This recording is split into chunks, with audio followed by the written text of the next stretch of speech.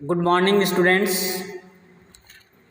आज हम कक्षा 4 का हिंदी व्याकरण लेके आए हैं, जिसमें आज हम सर्वनाम शब्द के भेद के बारे में बताएंगे। ये हमारा सर्वनाम शब्द से संबंधित दूसरा वीडियो है कि भेद, सर्वनाम के कितने भेद हैं इसके बारे में जान लेते हैं।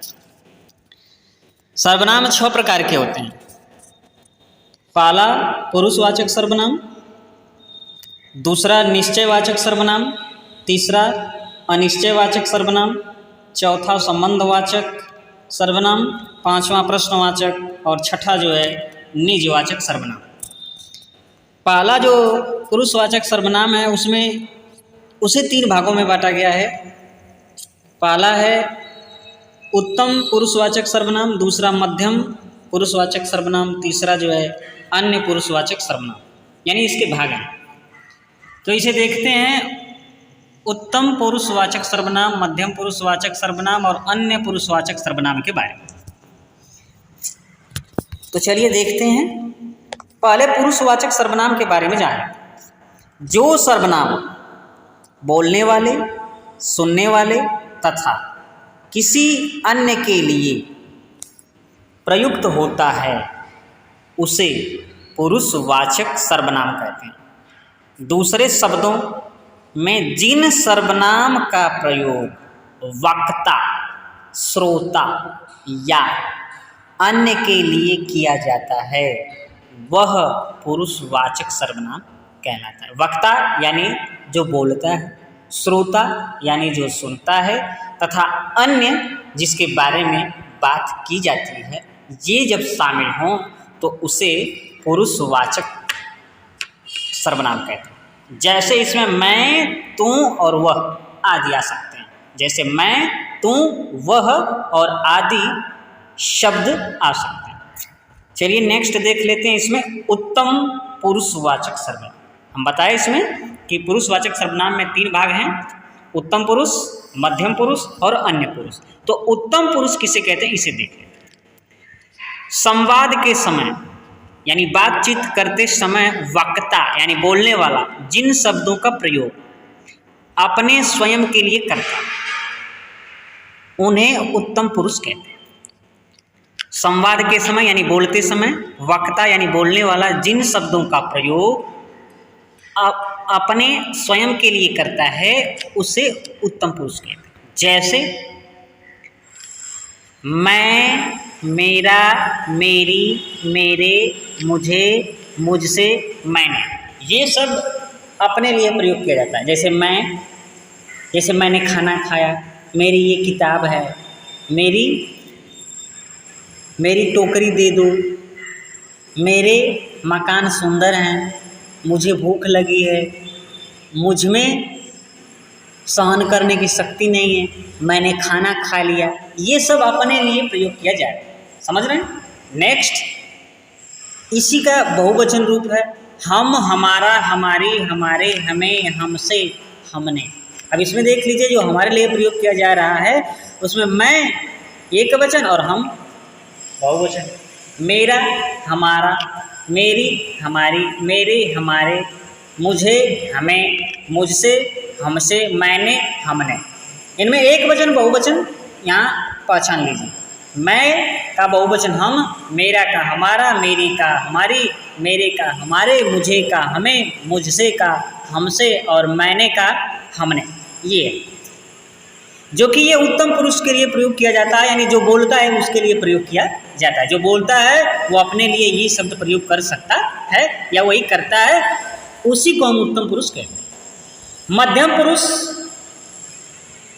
वाचक सर्वनाम के बारे में संवाद के समय यानी बोलते समय या बातचीत करते समय जिन शब्दों का प्रयोग श्रोता, सुनने वाले के लिए किया जाता है उसे मध्यम पुरुष, यानी बोलने वाला जो है उन शब्दों का प्रयोग सुनने वाले के लिए करता है तो उन्हें क्या कहते हैं? मध्यम पुरुष कहते हैं। ये शब्द कौन है देख लीजिए। एक वचन में देखेंगे फिर बहुवचन में देखेंगे। एक वचन में देखिए तू, तेरा, तेरी, तेरे, तुझे, तूने, तुमसे, तुमको। जैसे कह सकते हैं तू खाना खा लिया, तेरा मकान कहाँ है, तेरी किताब कैसे फट गई, तेरे लिए मैंने तो मिठाइयाँ लाई, तुझे छोड़ूंगा नहीं, तूने इतनी बड़ी गलती की है, तुमने मुझे क्यों मारा, तुमको आज मज़ा सिखाऊंगा आदि शब्द ये उसके लिए प्रयोग किया जाता है जो सामने बोलने वाले के सामने जो व्यक्ति होता है उसके लिए इन शब्दों का उन शब्दों का प्रयोग किया जाता है। इसी का बहुवचन रूप, जैसे तू तो तुम, तू एक वचन है तो तुम बहुवचन, तेरा एक वचन तुम्हारा बहुवचन, तेरी एक वचन तुम्हारी बहुवचन, तेरे तुम्हारे तुझे तुम्हें आदि इनका बहुवचन रूप होता है। तो ये सुनने वाले के लिए प्रयोग किया जाता है, जिनके जो बोलता है बोलने के बाद जिससे बातें करता है, तो जिससे बातें करता है उनके लिए ये प्रयोग किया जाता है। ये सब इनमें एक वचन बहुवचन के बारे में आप जान लिए। आदर सूचक, इसमें आदर सूचक भी शब्द हैं, जैसे आप, आपका, आपकी, आपके, आपने, आपसे आदि ये शब्द जो हैं ये आदर सूचक हैं, सम्मान पूर्वक बोले जाते हैं, सम्मानजनक हैं। चलिए बोलिए। अन्य पुरुषवाचक सर्वनाम के बारे में देख लेते हैं।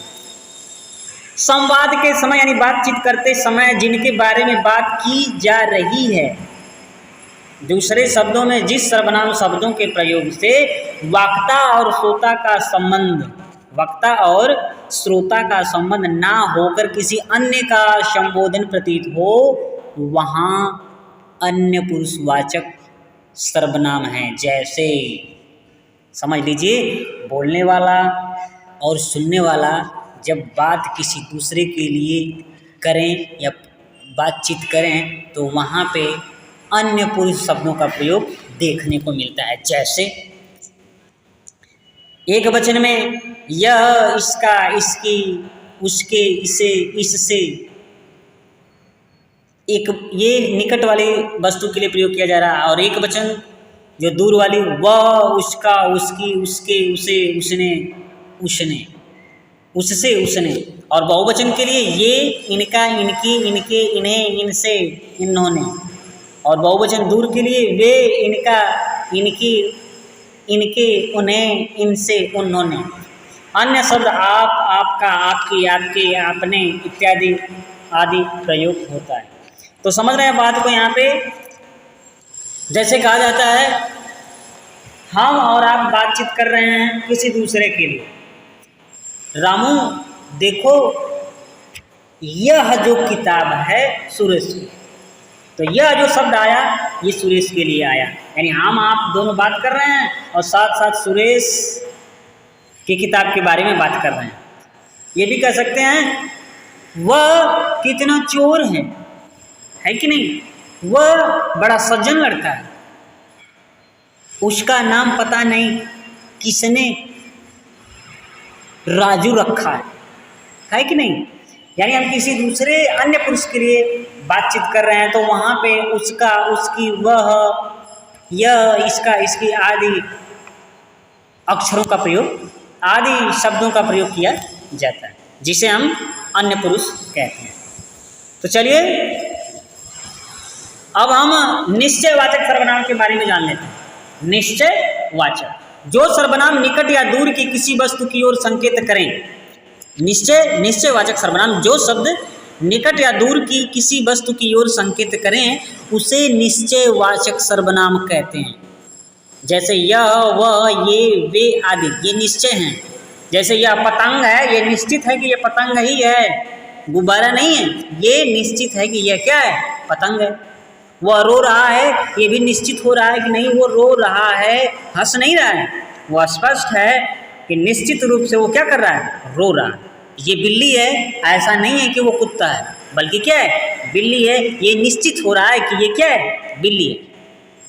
ये घूमने गए हैं, वे घूमने गए हैं, सॉरी वे घूमने गए हैं, वे खेलने नहीं गए हैं, वे घूमने गए हैं। ये निश्चित हो रहा है कि वे क्या करने गए हैं, घूमने गए हैं।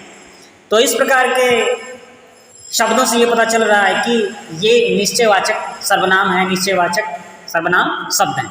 जैसे यह, वह, ये, वे आदि जो शब्द हैं ये निश्चयवाचक सर्वनाम है, निश्चितता को प्रदर्शित करते हैं, बताते हैं, दिखाते हैं। अनिश्चयवाचक सर्वनाम, जिन सर्वनाम से किसी निश्चित व्यक्ति या पदार्थ का बोध नहीं होता है उसे अनिश्चयवाचक सर्वनाम कहते हैं। जिन सर्वनाम से किसी निश्चित व्यक्ति या पदार्थ का बोध नहीं होता है उसे अनिश्चयवाचक सर्वनाम कहते हैं। जैसे कोई, किसी, कुछ आदि। जैसे कोई आ रहा है लेकिन ये स्पष्ट नहीं हो रहा है कि कौन आ रहा है। कोई है लेकिन मालूम नहीं है कि कौन है। वहाँ पर कोई खड़ा है, यहाँ भी स्पष्ट नहीं हो रहा है कि कौन खड़ा है। रमेश, महेश, सुरेश, विनोद आदि, ये कौन है, कुछ भी नहीं मालूम। कोई है, अब ये नहीं मालूम है कि कौन है। मुझे कुछ नहीं मिला। कुछ नहीं मिला मतलब स्पष्ट हो रहा है कि कुछ भी नहीं मिला है। स्पष्ट नहीं मिला है, स्पष्ट नहीं हो रहा है कि मुझे लड्डू मिला है, बर्फी मिला है, छेना, कुछ नहीं मिला है। स्पष्ट नहीं हो रहा है, कुछ भी नहीं मिला। यहाँ से कुछ गायब है, ये पता नहीं है कि क्या चीज़ गायब है। कुछ गायब है लेकिन ये स्पष्ट नहीं है कि क्या गायब है। तो ये भी अनिश्चयवाचक सर्वनाम शब्द हैं। बाहर कोई है, स्पष्ट नहीं है कि बाहर कौन है, यहाँ पे अनिश्चयवाचक सर्वनाम का प्रयोग किया गया है। तो चलिए बच्चों वीडियो को यही समाप्त करते हैं, फिर नेक्स्ट वीडियो में मिलेंगे। तब तक के लिए नमस्कार।